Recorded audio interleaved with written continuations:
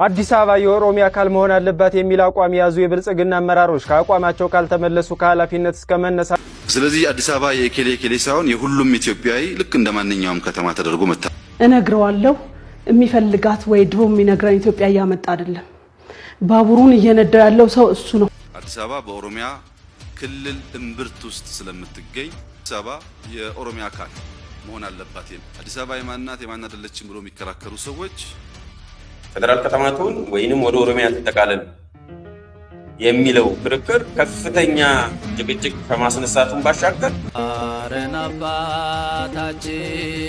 ዓመተ ምህረት በጎንደር ይሄ የምታዩት በትናንትናው ዕለት በሐዋሳ የጣለው ከባድ ዝናብ በረዶና ኃይለኛ ንፋስ በሰው ሕይወትና ንብረት ላይ በዚህ ሰዓት ጥብቅ መረጃ የተሰማ ሲሆን በሀገራዊ ምክክሩ ላይ የኢትዮጵያ የዘመን አቆጣጠር እንዲቀየር ሰላም ጤና ይስጥልኝ ወራጅ ተከብራችሁ የንቁሃን ሚዲያዊ ሰዎች ነው ማለት እንደምስጋችሁ ያለው እግዚአብሔር ይመስገን በላችሁ በሰላም ክርስቶስ ብዛላችሁ የተዳችሁ ወደሳችን እጅግ ሰበር ሆነ መረጃ ተመልሼ መጥቻለሁ። እንግዲህ ሰሞኑን የክረምት ወራት እንደመሆኑ መጠን በጎንደርና እንደውም በሐዋሳ አደገኛ ክስተት ታይቷል።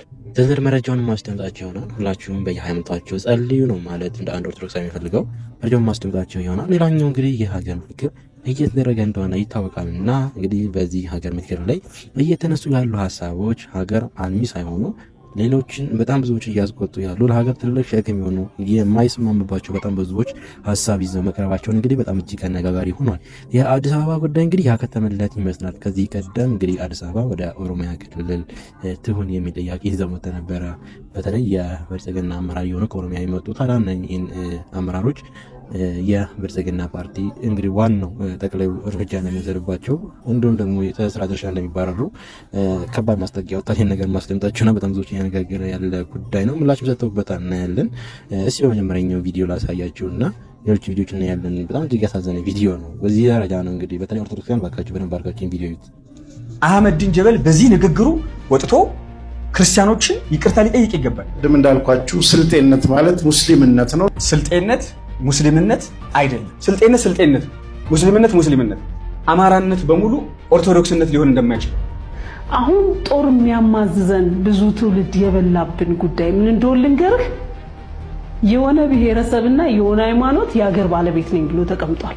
በቀሉን እየተበቀልናችሁ ያለ ነው እኛ ነን የሚል አንድምታ ነው። ስለዚህ የኢትዮጵያ ኦርቶዶክስ ተዋሕዶ ቤተክርስቲያን ጠላቶች አስቴር በዳኒና ከአስቴር ንግግር ጀርባ ያሉ ሰዎች ናቸው ማለት ነው። ኦርቶዶክሳውያን ከስልጤ ምድር ለማጥፋት አስበዋል ማለት ነው። ስለዚህ ምን ታቅደዋል ማለት ነው? አሁን ጄኖሳይድ አቅደዋል ማለት ነው። ጅምላ ጭፍጨፋ አቅደዋል ማለት ነው። እና አህመድ ዲጀው ስልጤነት ሙስሊምነት ሊሆን አይችልም። ውሻን ውሻ፣ አካፋን አካፋ፣ ዶማን ዶማ። ይሄ ደግሞ የአክራሪነትና የውሃቢዝም መንፈስ ነው። አይጥ ዝሆንን አክላለሁ ብላ ፈንድታ ሞተች። አቴንሽን ጭር ሲል አልወድም ነው። አስቴር በዳኒ ማለት ጭር ሲል አልወድም ነው። እንዳልኳችሁ ስልጤነት ማለት ሙስሊምነት ነው። ስልጤነት ሙስሊምነት አይደለም። በምንም ታሪክ በምንም ነገር ሊሆንም አይችልም። አማራነት ኦርቶዶክስነት እንደማይሆነው ሁሉ ስልጤነትም ስልጤነት ነው እንጂ ሙስሊምነት ማለት አይደለም። እንደዛማ ከሆነ ባለፈው ቅዱስ እስጢፋኖስ ቤተክርስቲያን የፈረሰው በምክንያት ነው እያልከን ነው። ግን አሁንም ደግሜ እነግርሃለሁ ስልጤነት ነው እንጂ ሙስሊምነት አይደለም። ሙስሊምነት ነው። እንግዲህ ጋይስ እንደሰማችሁት ነው የሚናገሩትን ነገር አውቀው ይሁን ወይም እንደዚህ ደግሞ ተንኮል ፍለጋል አይደለ ማን አለብኝነት ምንም አያመጡም ብለው አውቀው የሚናገሩት ንግግር ነው የሚመስለኝ ሳያውቁ ቀርተው አይደለምና እንግዲህ በዚህ አይነት መልኩ ነው ወጥተው በሚዲያ እየተናገሩ የሚገኘው። እንዴት ነው ኢትዮጵያዊነት ብቻ ሊሆን ይገባዋል እንጂ እንዴት ነው አንድን ብሔር ጠቅሰህ ሃይማኖተኝነትን ልታስገባና ከሱ ጋር ልታስተካክለው የምትችለው? ይህ ፍጹም የተሳሳተ ነገር ነው። እንደውም ወንድማችን እንዳለው ከዚህ ቀደም ስልጤ ውስጥ የቅዱስ እስጢፋኖስ ቤተክርስቲያን እንደፈረሰ ሰምተናል። ኦርቶዶክሳውያን እያፈረሱ ያሉት በግልጽ ያው እነሱ ናቸው ማለት ነው መጣፈርለት ማለት ነውና በዚህ የሚያሳዝን ነገር ነው። ፖሊስ ኦርቶዶክሳውያን እንደዚህ ያሉ ነገሮችን እያየን ዝም አንበል፣ አንለፋቸው። መናገር ካለብን እንናገር። እውነቱን እውነት ነው፣ ሐሰቱንም ሐሰት ነው። ትክክል አይደለም፣ መታረም አለባቸው እነዚህ ግለሰቦች። በዚህ ሰዓት ጥብቅ መረጃ የተሰማ ሲሆን በሀገራዊ ምክክሩ ላይ የኢትዮጵያ የዘመን አቆጣጠር እንዲቀየር ሐሳብ መቅረቡ ተሰማ። የኢትዮጵያን የዘመን አቆጣጠር በተመለከተም የተለያዩ አማራጮች ቀርበዋል ተብሏል።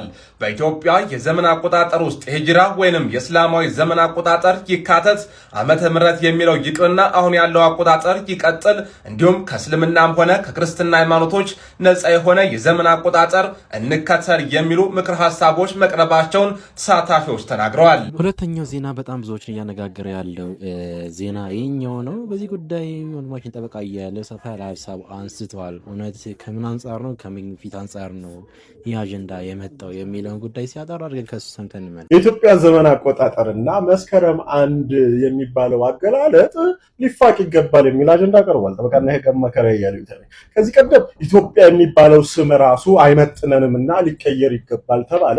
ነገር ግን ያው እንደ አጀንዳ ቀርቧል እንጂ አሁን እየተወያዩበት ነው አይደለም አላውቅም። ነገር ግን በሚገርም ሁኔታ አሁን ደግሞ እየተነሳ ያለው ካላንደር የኢትዮጵያ የዘመን አቆጣጠር ካላንደሯ ኢትዮጵያን አይወክልም፣ ስለዚህ ሊፋቅ ይገባል የሚል ሀሳብ ተነስቷል ከአንዳንድ ወንድም እህቶቻችን።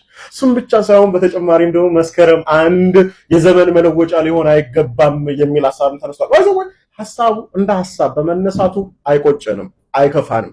ምክንያቱም የዚህ ሀሳብ ባለቤት ዓላማው ምንድነው የሚለውንም ጠንቅቀን ማየት እንድንችል ስለሚያደርግ። ምክክሩ ግን ዓላማው ምንድነው? ምክክሩ የቀደመችውን ኢትዮጵያ ታሪክ ማጥፋት ነው እና አዲስ ኢትዮጵያን መገንባት ነው ወይንስ የቀደመችውን ኢትዮጵያ ሐሰተኛ ትርክቶችን አንጾ ማስቀጠል ነው? እንግዲህ የዘመን አቆጣጠር በወንድሞቻችን የሳውዲ አረቢያ እንኳን እየተደረገ ያለው የዘመን አቆጣጠር በአውሮፓውያን አቆጣጠር ግሪጎሪያን ካላንደር ከዘመነ ክርስቶስ ልደት በፊት ከክርስቶስ ልደት በኋላ ተብሎ በሚቆጠረው ነው ሳውዲ እንኳን የምታከብርበትና የምትቆጥርበት ማለት። ምን ነው ወደ ሀገርህ ስትመጣ የሀገርህን ማንነትና እሴት ካላጠፋው የኔ ሃይማኖት የሚለውን ነገር ካልገባ ማለት ለምን አስፈለገ? ለምን ፍጹም ሰላማዊ የሆነውን ነገር ቁርሾ ማድረግ አስፈለገ? አይ ቲንክ እንዲህ አይነት ጉዳዮችን ሐሳቡ እንደ ሐሳብ መነሳቱ ባይከፋ ሐሳቡን ነገር ግን የሐሳቡን ከጀርባ ያለውን ተልእኮን መሰረት እያደረገ ታሪክን፣ ኢትዮጵያዊ ማንነትን፣ መሰረትን የማጥፋት ነገር ያለው እንደሆነ መሟገት የሁላችንም ኃላፊነት ነው ብዬ አምናለሁ። በኔ በኩል መስከረም 1ን እስቲ እንመልከት። መስከረም 1 ዘመን አቆጣጠር እንዴት ነው ሊጠፋ የሚችለው? መስከረም የሚለው ቃሉ ራሱ ምን ነው የሚያመላክተው? ወራቶቻችን እኮ ሰንደይ የፀሐይ ቀን ምናምን የሚለው መንደይ የጨረቃ ቀን እየተባለ አይደለም እኮ የኛ እያንዳንዱ ነገር ግን ከስነ ፍጥረት ጋር የተገናኘ ኃያልነትን የሚያሳይ ነገር ነው ማለት ነው። ይህ እኮ ሊያግባባን እንጂ የሚገባው ሊያራርቀንና ጭራሽ አጀንዳ ልንሆን አይገባም። መስከረምን ስንመለከት ዝናቡ አልፎ ፀሐይና አበቦች የሚፈኩበትን ተስፋን የሚመነጭበትን ነው እንድናይ የሚያደርገን። እንዴት መስከረም 1 ጋር እንጣላ? የምንጣላው ነገር ጠፍቶን ጭራሽ መስከረም ላይ እንጣላ ከመስከረም ጋር። አሁን ደግሞ ትንሽ ቆይተን ሰኞና ማክሰኞም ጋር ልንጣላ ነው ማለት ነው። ስለዚህ አይ ቲንክ ምንም እንኳን የኢትዮጵያ ዘመን አቆጣጠር ከኢትዮጵያ ኦርቶዶክስ ተዋሕዶ ቤተክርስቲያን እምነት ጋር መሰረት ያደረገ ቢሆንም ነገር ግን ይሄ ዘመን አቆጣጠር ድንበር ተሻግሮ ሀገር አቀፍ ሆኗል። ስለዚህ ይሄን ሀገር አቀፍ የሆነን ነገር ማጥፋት የምክክር ኮሚሽኑ ዓላማ ነው።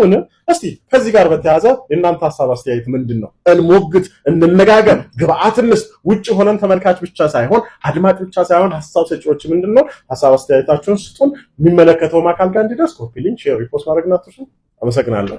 የሚገርም ነው። ሁለተኛውን ዜና ላስደምጣችሁ። በዚሁ በሀገራዊ ምክክር ኮሚሽን ላይ የቀረበ ሀሳብ ነው። የአዲስ አበባ ጉዳይ ነው። እንግዲህ በሱ ጉዳይ ላይ ብልጽግና እንግዲህ ጠቅላይ ዋናው አመራሮች ላይ ከፍተኛ እርምጃ እንደሚወስድ ነው እየተነገረ ያለው እና ማስጠንቀቂያ ተሰጥቷቸዋል። አንድና ለመጨረሻ ጊዜ የዚህን የአዲስ አበባን ጥያቄ ጉዳይ እንዲተዉ ማለት ነው። አላስደምጻችሁ። አዲስ አበባ የኦሮሚያ አካል መሆን አለባት የሚል አቋም የያዙ የብልጽግና አመራሮች ከአቋማቸው ካልተመለሱ ከኃላፊነት እስከ መነሳት የሚደርስ እርምጃ ይወሰድባቸዋል የሚል ማስጠንቀቂያ እንደተሰጣቸው ተሰማ። ሀገራዊ የምክክር ጉባኤው እየተካሄደ ባለበት በዚህ ወቅት ገዢው ብልጽግና ፓርቲ አባላቱ በአዳማ ስብሰባ የተሰጣቸውን አቅጣጫ ብቻ ተከትለው እንዲንቀሳቀሱ ያሳሰበ ሲሆን በእረፍት ቀን ባደረገው ዝግ ስብሰባም አባላቱን አጥብቆ አስጠንቅቋል ተብሏል። በስብሰባው ከተነሱት ዋና ዋና ነጥቦች መካከል አዲስ አበባ የፌዴራል አካል ትሁን የሚለው የፓርቲው አቋም ተጠናክሮ ይቀጥል የተባለ ሲሆን የሰንደቅ ዓላማ የመደብ ቀለማትም ለድርድር እንደማይቀርቡና ውይይት ሲነሳም የብልጽግና አባላት ባለመስማማት ምክክሩን አቋርጠው እንዲወጡ አቅጣጫ ተሰጥቷል ተብሏል። ከዚህ በተጨማሪም ፓርቲው ፕሬዝዳንታዊ የመንግስት አስተዳደር ስርዓትን ምርጫው አድርጎ እንደሚጓዝ በስብሰባው ተገልጿል ተብሏል። ሐሳባችሁን በኮሜንት አጋሩ። ፎሎ በማድረግ ቤተሰብ ሁኑ። አዲስ አበባ በኦሮሚያ ክልል እምብርት ውስጥ ስለምትገኝ በኦሮሚያው ጫፍ አዲስ አበባ የኦሮሚያ አካል መሆን አለባት። አዲስ አበባ የማንናት የማን አይደለችም ብሎ የሚከራከሩ ሰዎች ምንድነው ከጭንቅላታቸው ጀርባ አስቀምጦ ስለዚህ ጉዳይ የሚነጋገሩት የሚለውን በራሱ አውድ ማየት ያስፈልጋል። ምን ታስቦ ነው የማንናት የሚባለው? ለምሳሌ እኔ አዲስ አበባ የኔ ናት ስል ያንተ አይደለችም እያልኩ ሆነ ስቻለሁ። የኔ ናት ማለቴ ግን ጥፋት አይደለም። የኔ ሆና ያንተ እንዳልሆነች ለመናገር የሚደረግ ሙከራ ከሆነ ግን ስህተት ነው። አዲስ አበባ የሁላችንም ናት። አዲስ አበባ በሚመለከት ታሪካዊ ዳራውን መመልከት በጣም ጠቃሚ ይሆናል። የፌዴራል ስርዓት ሲቋቋም አዲስ አበባ በኦሮሚያ ክልል እምብርት ውስጥ ስለምትገኝ በኦሮሚያው ጫፍ አዲስ አበባ የኦሮሚያ አካል መሆን አለባት የሚል ጠንካራ ጥያቄ አለ። በሌላ መንገድ በነበረው ውይይት አዲስ አበባ የፌዴራል መቀመጫ መሆን አለባት፣ በቻርተር የምትተዳደር ከተማ መሆን አለባት። ነገር ግን ከአጎራባች በአጠራት ክልል ውስጥ ባላት ዘርፈ ብዙ ግንኙነት የተነሳ ልዩ ጥቅም ማክበር አለባት የሚል ህገ መንግስቱ አስቀምጧል። ይህም በሚመለከት የኢትዮጵያን ፖለቲካ አሁን ያለውን ሁኔታ በትክክለኛ አቅጣጫ እንዳይሄድ ባልባሌ ጉዳይ ጊዜ እንድናባክን የምንፈልግ ሰዎች ናቸው አጀንዳውን ኢንተርቴን የሚያደርጉት።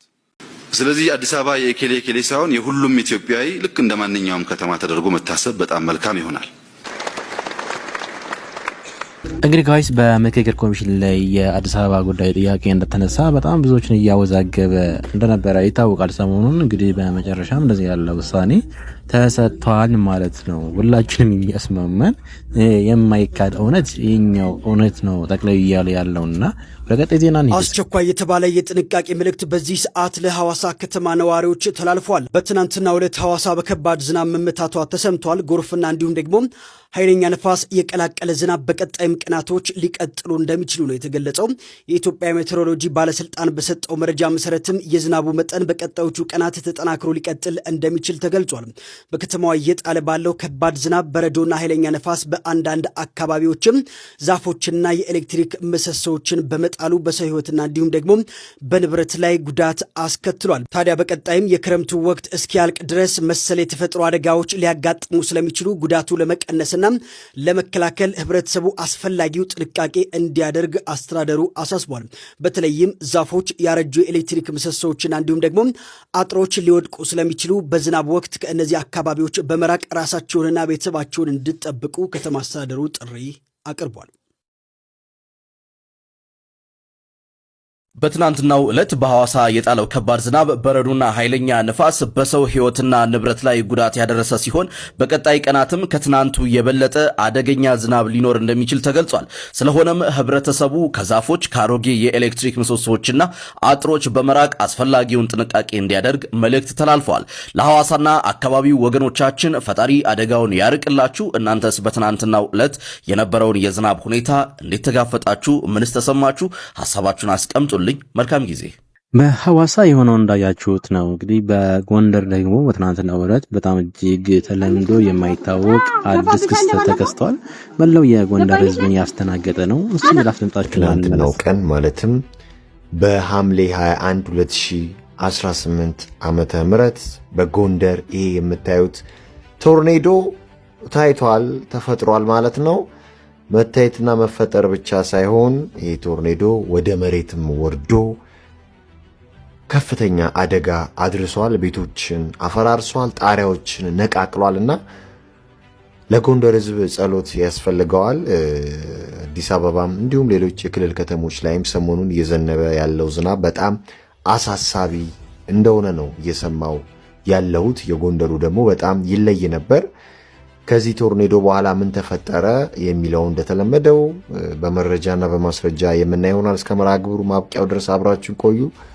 ቶርኔዶ ወይም ይሄ አውሎ ንፋስ እንግዲህ ምን ያህል ጉዳት አደረሰ የሚለውንም አብረን የምናየው ይሆናል። እንግዲህ ይሄ ሰዎች በስልካቸው ቀርጸው የያዙት ማስረጃ ነው ማለት ነውና በጣም የጎንደር ህዝብ ድንጋጤ ውስጥ እንደነበረ በትላንትናው ቀን በዚህ ቶርኔዶ ወይንም በዚህ አውሎ ንፋስ ምክንያት እንግዲህ የሚቀርጹት ሰዎች ሲናገሩ እንሰማለን። እንዲሁም እዛ አካባቢ ያሉ ነዋሪዎችም በጩኸት በጭንቀት ውስጥ እንደነበሩ ነው የሚታየውና እዚህ ጋርም እንደምታዩት ይሄ አውሎ ንፋስ መሬት ላይ ወርዶ በጣም በሚያስፈራ ሁኔታ ይታያል ሲሽከረከር ማለት ነው። እንግዲህ ይሄ በጣም ፓወርፉል የሆነ አውሎ ንፋስ ነው። ሰው የመውሰድ አቅም አለው። ቤት ተሸክሞ እንግዲህ ወደ ሌላ ከተማ የመውሰድ ወደ ሌላ ስፍራ የመውሰድ አቅም አለው። በጣም አደገኛ የሆነ ነገር ነው። እንደምታዩት በጣም ነበር የሚያስፈራው። እንግዲህ አሜሪካ አይደለም ወይም ኤዥያ ላይ የታየ ነገር አይደለም፣ ወይም አውስትራሊያ ላይ የታየ ነገር አለ፣ ወይም ካናዳ ላይ የታየ አይደለም። ይሄ ኢትዮጵያ ውስጥ በጎንደር የተከሰተ ቶርኔዶ ወይንም አውሎ ንፋስ ነውና ከዚህ ማት ፈጣሪ ያውጣን ይሰውረን። የምሬን ነው የምላችሁ።